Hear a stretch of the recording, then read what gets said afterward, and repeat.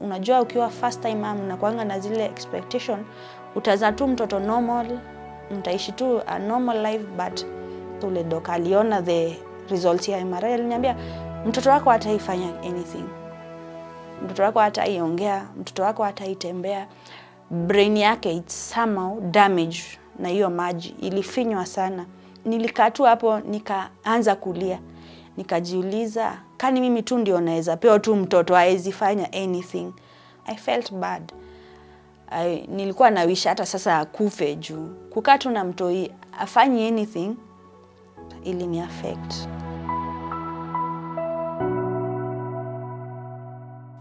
Rachael, Mama Kingsley. Kingsley, he's able different, ako 6 years and bado aja achieve any, as in akai ama atembei, and imekuwa a tough journey for me for those past 6 years, and hiyo nimekaa tu hospitali in and out, ijakuwa easy for me, and imetuma nika develop, nikakuwa na anxiety na napata panic attack. Imekuwa hadi ninakuwa na woga, naona ni kama mtoi wangu atakufa juu nimeona watu wengi sana akakufa, which imeni affect mentally, so ijakuwa easy on us, tuseme me and him, ijakuwa easy, imekuwa so difficult, and I'm here to share with you my journey, the challenges, and how it may affect as a special need mom. Smile. Smile. I found out niko pregnant around 4 months. Siku jua niko pregnant, and it was so difficult because I was not ready for it. But at the end, niliitikia. I had a smooth pregnancy journey, but vile my brother alipass nikiwa 4 months, so nilikuwa shocked. Vile nilikuwa shocked, ndio nikapata complications. Mimba yangu vile mtu akistuka mimba, yani huwa inateremka. So vile iliteremka, I was admitted. Nikakuwa under medication for 2 weeks. Even I did not get a chance to bury my brother because I was admitted. And vile niliadmitiwa, vile nilifika, nikapewa discharge. I went back home, but I was kwa bed rest. Nilipewa bed rest na daktari. After kupewa bed rest, singefanya anything. You just relax and go for the clinics, the checkups. Nikaenda checkups, I was okay, but bado ilikuwa weak. So vile ilifika 6 months, nikataka kutembea tu, nikashuka stairs. In the morning nikaenda soko, nikanunua what I wanted. Kurudi kwa nyumba, jioni around saa 4 hivyo, nikaanza kupata pains. Vile nilipata pain, I called my mom, nikamwambia niko na pain, tukakimbia Mbagathi hospital, nikakaa like 2 hours, nika deliver mtoi, but alikuwa preterm, alikuwa 6 months, alikuwa 1.8 kg, so I had to stay kwa hosi. Sikuwa na any complication, niliindusiwa tu. After 2 hours nikazaa tu vizuri. But after nimekaa mtoye na mimi tumekaa hospitali, mtoye alikuwa kwa incubator, mimi nilikuwa kwa ward ya mama, so I had kuenda ku express maziwa, naenda nampea na muangalia. As in ilifika like 1 month, the doc alikuwa in charge wa nursery, akaniambia kichwa ya mtoi wangu ni kubwa, vile alipima, it's not normal. So vile alinipima, akaniambia akinipea discharge, I will have to go to Kenyatta Hospital aonekane na neurosurgeon ndio waone vile watamsaidia. I was a young mom, so could notice something kwa mtoi as in preterm. I've never seen a preterm. So could notice something ni mtoi ako na shida, ilikuwa slightly big. So could notice mtoi ako na kichwa kubwa, singe notice because I saw like ako tu sawa. It's only the doctor ali notice because alianza ni kama anastuka akiwa kwa incubator, anastuka anaanza kuinua mkono, anaanza kuinua miguu. Hiyo ndio doc ali notice, ndio nikaambiwa akona kichwa yake ni kubwa. Vile nilimzaa akiwa na 1.8 ali drop. Mtoi akiwa kwa incubator, hizo stima zina affect mtoi. So mtoi alikuwa na 1.8 ali drop to 1.5 hapo. So vile ali drop, it take times kwa mtoi ku gain weight. Nilikuwa na breastfeed na express, alafu nampelekea, nampea na tubes. Ni must utoke mtoi akiwa at least 2 kg kwa incubator. Mtoi haizi pewa discharge kama yuko 2 kg. So nikitoka alikuwa amegain weight, alikuwa na around 2.3. Alikuwa bado mdogo juu hata kupata size ya pampers ilikuwa challenge.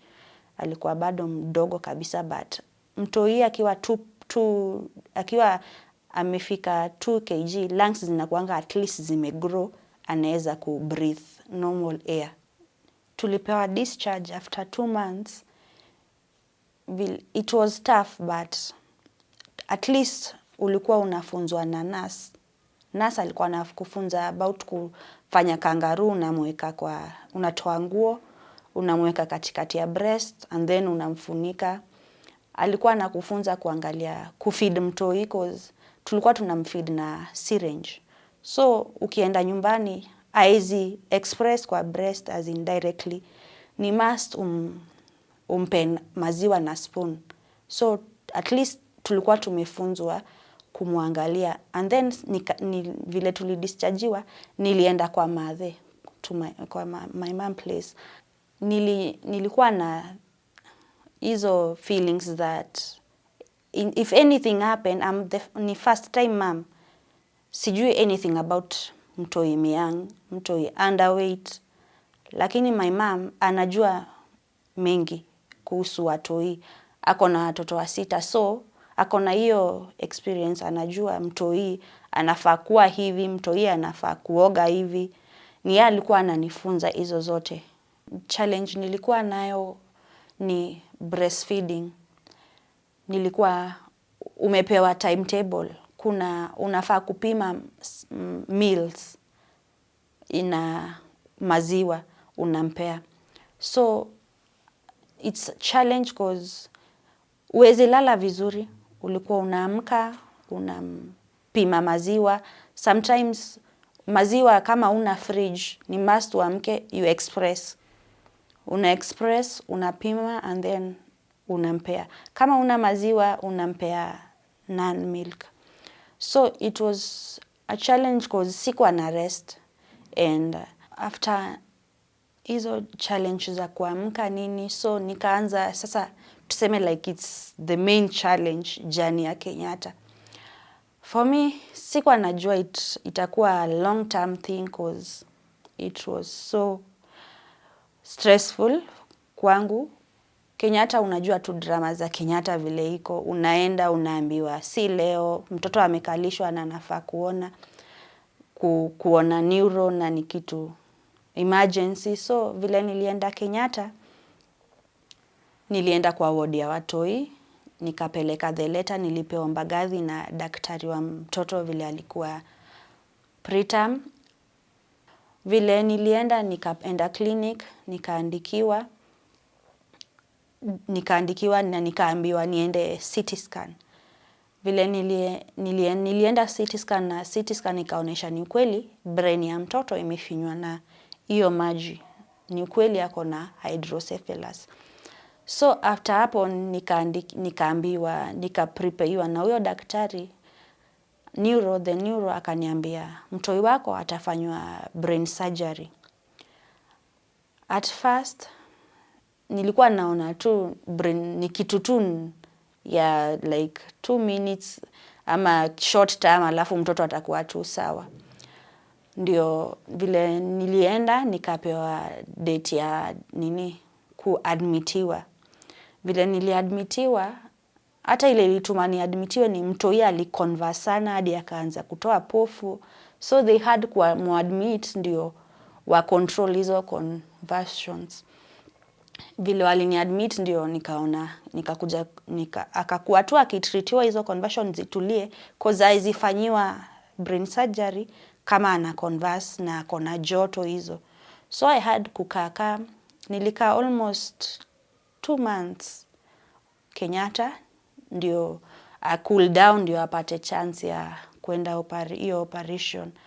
Vile alienda operation akaekwa shunt, inaitwa hiyo mshipa ile ya kutoa maji kwa kichwa, inaitwa shunt, akaekwa shunt. Shunt ni inasaidianga kudrain maji kutoka kwa kichwa kama mtoi yako na hydrocephalus, kwa kichwa ikienda kwa system ya kukojoa. So aliekwa na ikakuwa successful. Sasa hapo ndio tulianza journey ya mtoi as in akona hydrocephalus.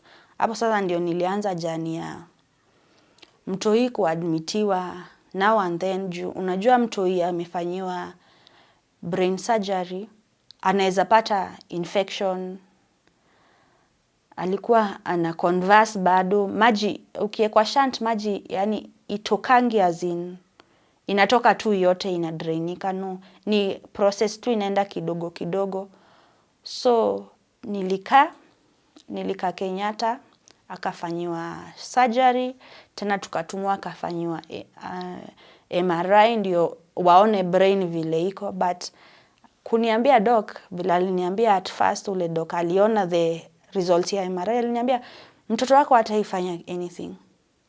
Mtoto wako hataiongea, mtoto wako hataitembea. Brain yake it's somehow damaged na hiyo maji, ilifinywa sana. I felt bad. Nilikuwa na wish hata sasa akufe juu. Kukaa tu na mtoi afanyi anything, it's stressful cause for me nimekuwa as in naona watoi around me wanakaa tu hivyo and I know vile au parents huwa wanapitia. At first ilini affect. Kwa hiyo tu vile aliniambia, I called my mom na my sister. Niliwaambia unajua daktari amesema Kingsley hataifanya kitu. I remember my sister aliniuliza one question. Kani yeye ni Mungu? So mi nilikaa tu Kenyatta, kuna place mtu anakaanga hapo ndio uingie kwa ward. Nilikaa tu hapo nikaanza kulia. Nikajiuliza kani mimi tu ndio naweza pewa tu mtoto haezi fanya anything. But when I called my mom na my sis, at least alinipea hopes. Akaniambia yes Mungu. So nilikuwa ni kama tu unachanganikiwa hosi juu ukipewa mtoto kama huyo wa hydrocephalus ni must aonekane na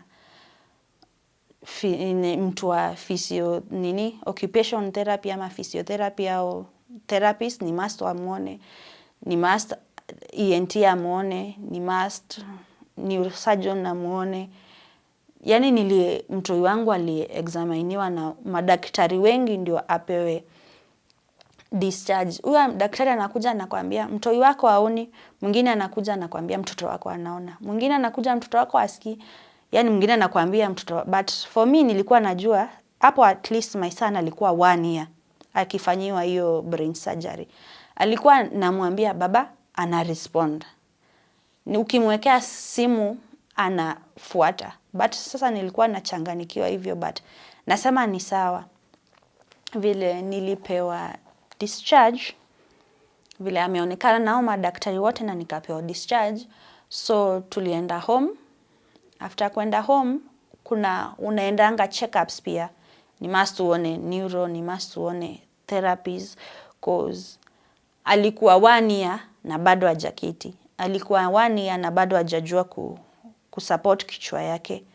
The head was kinda heavy kushinda mwili cause bado hakuwa amepata yani ile kurecover mwili akakuwa vile mtoto 1 year anakuanga mtoto kachabi vizuri. Yeye hakuwa hivyo bado. So vile tulipewa discharge, alikuwa around 1 year, tukaenda home. Sasa hapo ndio ilifika, ikaanza tu journey. Mnaenda home, mtoi anagonjeka, unarudi hospitali, unakaa 2 months. Like per year nilikuwa na admitiwa like 4 times yani 4 times kwa mwaka moja. Unaenda, unaadmitiwa, unatoka, unakaa home, hata iko siku nilikaa 2 days. Mtoto ameadmitiwa unakaa 2 days. So it was so challenging because it was my first time. Na unajua ukiwa first time mom unakuanga na zile expectation utazaa tu mtoto normal, mtaishi tu a normal life, but mambo tu inakugeukia, tuseme ni kama maneno inakugeukia ya Mungu atuijui, yani ile ametupangia. I remember the most difficult time ni mtoi wangu akiwa nursery bado, alikuwa anashindwa kubreathe juu unajua mtoto preterm anazaliangwa ana breathe alafu ni kama anasahau juu unajua mtoto preterm anategemeanga mama to breathe. So yani kama alikuwa anasahau. So ikafika time heart rate yake ilikuwa chini, breathe vizuri, ilibidi aekwe kwa ICU. Juu alikuwa ni kama anasahau kubreathe. So alikaa like for 2 days. It was a difficult, yani ilikuwa so difficult to me cause nilikuwa naona tu mtoto wangu atakufa. Cause unajua kwa nursery as in si kitu promising. Mtoi akiwa preterm si kitu ni 50-50. It's either make it ama akufe. Pia sometimes unakosa pesa ya kuenda clinics. Like for therapy sijakuwa as in nikimfuatanishia. Ilifika tu time mtoi wangu akiadmitiwa pia mimi nikakuwa tu ni kama imeni affect as in mtu wa kawaida utaafektiwa na ukiona mtoto wako ni mgonjwa. Hadi unajiuliza kwani ulipewa tu mtoi akuwe anaenda hosi. So nilikuwa tu napata ni kama ni shida sana. Nilikuwa naenda, mtoi anaadmitiwa unakaa siku 2 nyumbani, tena mtoi ana converse unaenda. Utahitaji taxi ya kukupeleka juu ya haraka. Sometimes ilikuwa so challenging hadi napata tu ni shida attend hizo clinic. Sometimes unaskip. Vile alifika around 2 years hapo, bado ana converse, bado anatumia dawa. Na dawa pia ni challenge kupata hizo za conversions cause zingine ni expensive. Like alikuwa anatumia dawa ya bottle inaitwa Eplim. It's very expensive. Unaenda unachangewa dawa, umenunua alafu unaenda unaexchangewa. So it was so stressful, but nilingangana tu. Around ndio tumekuwa tu in and out hosi, in and out. Hiyo in and out hosi imeni affect pia as a mom cause for me nilikuwa tu unajua hosi kuna ward ya watoto wa cancer. Mtoto anaingia, mtoto anapass. Unaenda tu mtoto umekaa naye kwa Kenyatta watu tuna share beds. Tulikuwa tuna share beds. So mtoto wako next kwa Kingsley anapass, Kingsley anabaki. So hiyo kuona watoi wakipass, I think wakikufa ilini affect mentally. Because I was like nakaa tu hapa hosi mtoi wangu ndio next atakufa. Hiyo ilini affect hadi nikapata pressure. The first time pressure yangu ilikuwa 180. Ilikuwa juu sana. Nikaenda huko, I was to be admitted but nikasema niko na mtoi kwa ward so singeweza. So they gave me 2 medicine na nikaendelea kukaa kwa ward. So after hapo usiku tu ulikuwa unakaa, unajua ukiwa hosi utaona hizo vitu za kuchukua mwili, una panic. Unastuka, unaona tu, unakaa tu hivi unasikia nduru mzazi amepoteza mtoi wake. So utastuka kama we parent uko kwa hosi. Utastuka hata ni kama mtoto wako ndio next atakufa juu. For me, hata siwezi jua. Yani siwezi ana. Nimeona almost 200 watoi wamepass. Yeah. Watoi wengi sana. Which imeni affect hadi naonanga mtoto wangu ni kama amekufa, kama amelala.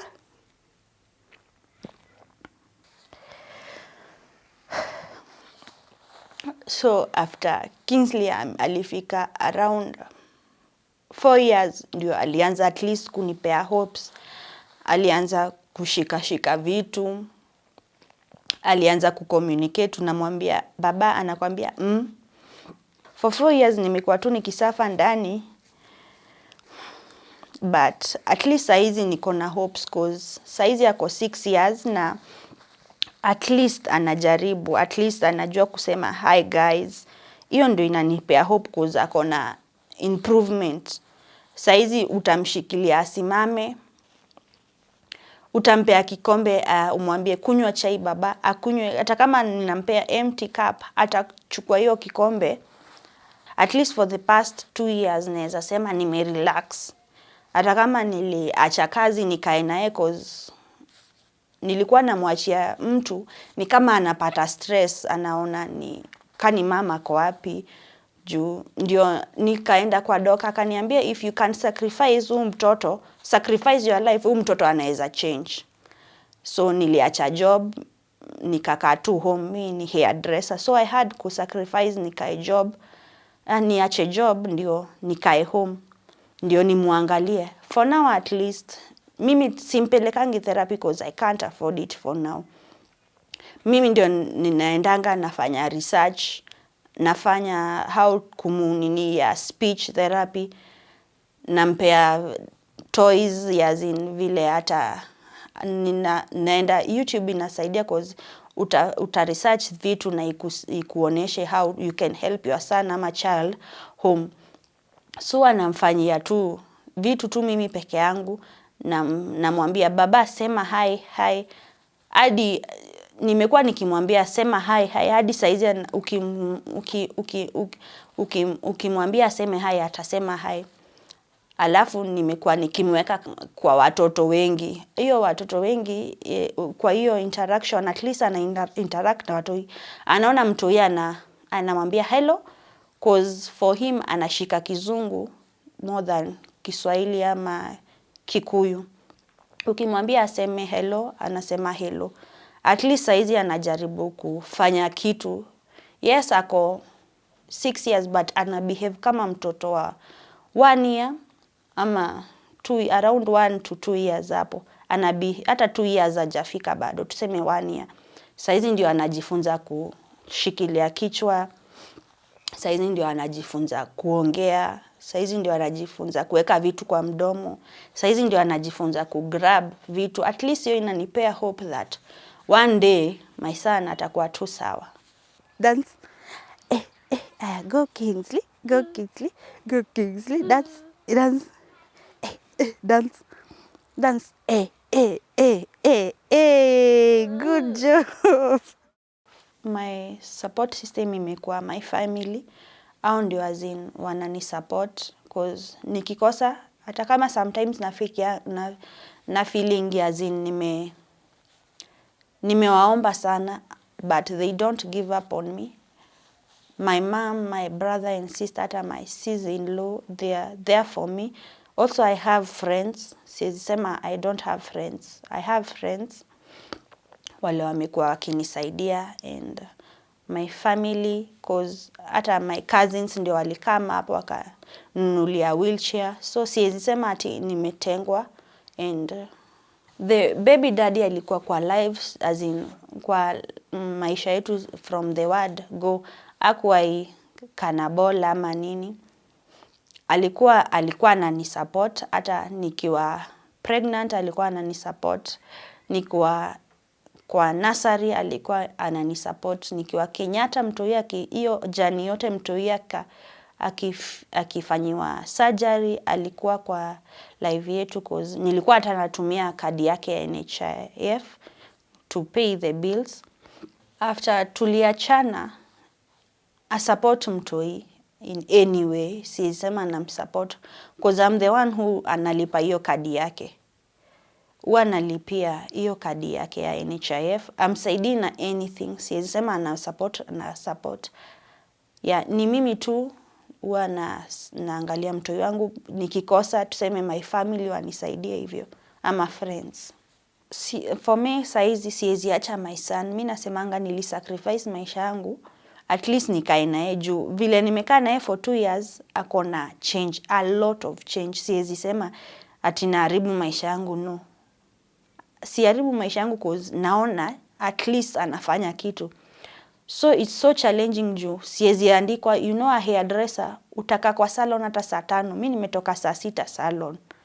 It's good at least ni sacrifice kidogo ndio my son at least nikuwe able. Saizi mama yangu haezi ati beba mtoi wa 6 years juu pia mama yangu ni mzee. Haezi beba mtoi wangu, yani ni mzito, so haezi mbeba. So niliona it's good at least hata kama niko kwa nyumba nikuwe able kutafuta hata do kama ni ya pampers, do ya maziwa, nitafute kidogo kidogo. So nilianza kuuza peanut na honey na shop ya watu nguo hivi kidogo kidogo online. Hata nikiwa kwa nyumba tuseme nauza vitu kwa estate nitapata kidogo. Hata kama hiyo kidogo haitoshi, I'm grateful for it cause my son needs a lot. Anafaa occupation therapy, anafaa physiotherapy, anafaa speech therapy, diet, special diet, aliandikiwa music therapy cause music huwa inamsoothe. So nikiona tu vile anafaa supplements, nini inaendanga chini, calcium. So ni must to supplement, umpe supplements, as in he needs a lot cause, but mi wanasema I will do my part and the rest naachia tu God ndio yani atende vile atatenda. But so far tuseme I've learned a lot for like nimelearn nisisikize watu juu hii society inaweza kumake yani uchizi. Like for once nimepeleka mtoi wangu church na cousins zake akakataliwa church. So I was so bitter, yani mtoi wangu anakataliwa kwa church pale anafaa kuitikiwa. So unajua for me natakanga akae hapo nje juu I know mtoto wangu akiwa around people huwa analearn na atalearn kitu. So I wanted him aende Sunday school.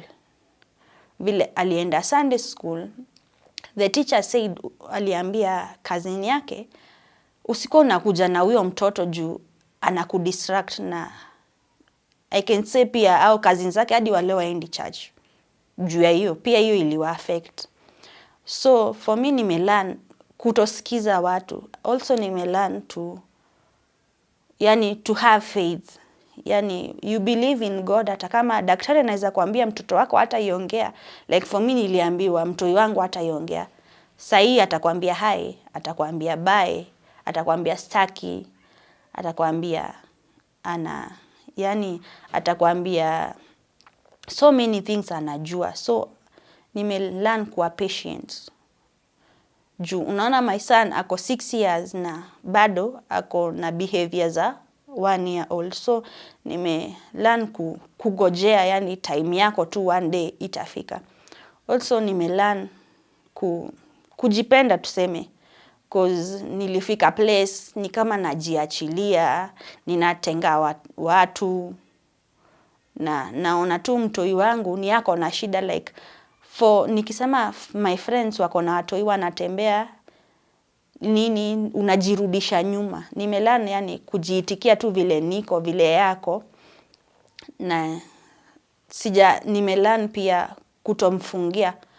For my son wanampost almost everywhere.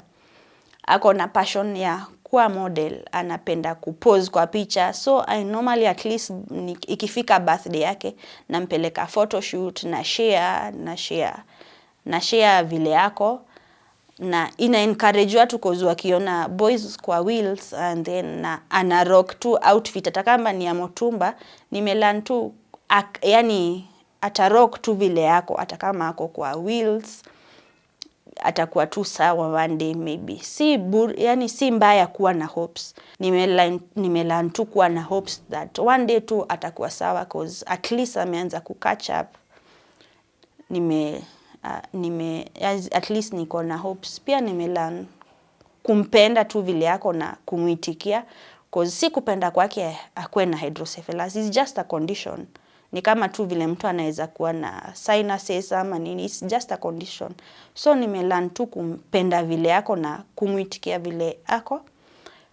As a mom naweza penda as in akigrow pia akue mtu anajitegemea, cause we see as in different able people hapa nje wana beg. For me naweza penda my son akue na life ile mimi sikuwa nayo. Hata kama yeye ni different able, at least I live maisha mimi sikuwa nayo. Cause vile yako some watamjudge na looks zake, but naweza penda in future apewe chance as in ajitegemee mwenyewe, akue mtu anajitafutia. Nimeona pia kuna watu wako autistic na wanajitafutia, wanajilipia bills zao. As a mom, desire kila parent ni kuona mtoto wake succeed. Even mimi naweza penda tu kuona mtoi wangu succeed vile tu ako. Naweza advise as in young mom hapo ako na mtoi able ama any age ako na mtoto able differently, that first unafaa kuwa na patience. Second, unafaa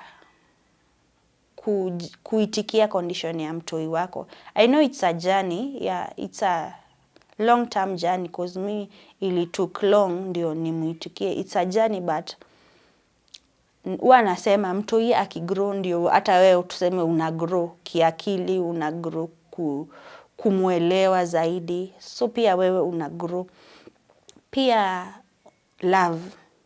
Unafaa tu kumpenda vile yako. Usione like aongei umchukie juu aongei, cause mtoi aongei ni ngumu kumunderstand.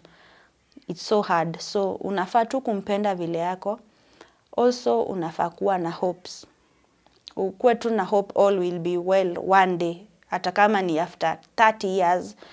Maybe one day God atakupea a sign ya atakuwa tu, hata Mungu akikupea tu sign ndogo, be grateful for it. Anaweza kupea sign ya mtoi amejiamsha, alikuwa analala amejiamsha, be grateful for it. As in, yani ushukuru Mungu. Hata tunasemanga kama mimi nilikuwa nasema mtoi wangu atakuwa able, yani kwa mind yangu nilikuwa nasema mtoi wangu atakuwa able kufanya anything, and saizi at least ananipea hopes, cause ananiongelesha, unaona, anajiexpress, akitaka maji anakuwa utajua vile anataka. Kitu ingine, kufunga masikio. Yani ufunge tu masikio, yani tuseme ukuwe tu na don't care attitude, as in si ile don't care as in you don't care for your son ama you, but ukuwe tu na don't care attitude, cause utaambiwa mengi, watu wataongea, ukizisikiza when you at the end of the day unaenda hapo ukijiumiza ama usipojali mtoi wako. Ukiona hiyo don't care attitude, for me I don't care. Unaweza niambia mtoto wako wako 6 years atembei, sijali. Mtoto wako afanyi, huwa sijali. Cause ni kama nimeweka pads kwa masikio kwa negativity. As in I don't entertain negativity. Utaniambia mtoi wako aongei, but deep down mimi najua. Ama utaniambia mtoto wangu aongei, but deep down mimi ndio najua pale nimetoka naye, achievement amepata, yani jani nimekuwa nayo. So ukiwa na hiyo don't care attitude itakuhelp, cause the moment una care, yani unazifikiria sana vile amesema ameongea vibaya, inaenda up ni wewe inakuumiza kwa roho. So ukiwa, mimi wanasema ni kama nimeweka pads. Ukiniambia positive the better. Ukiniambia siski, nasemanga sitasikia. The other thing ni don't force things. Kama huwezi. Kama huwezi kuprovide mtoi wako with something, don't force it. the best thing, yani you do your part, the rest achana nazo. Cause utaenda up ukifikiria mtu wangu anataka therapy, mtoto wangu anafanya hii. The more unafikiria, hivyo ndio mimi nilifanya. The more unafikiria, the more unajiumiza. Sikuwa najua nikifikiria nitapata high blood pressure. So the more unafikiria unajiumiza. So do your part, the rest you just leave it.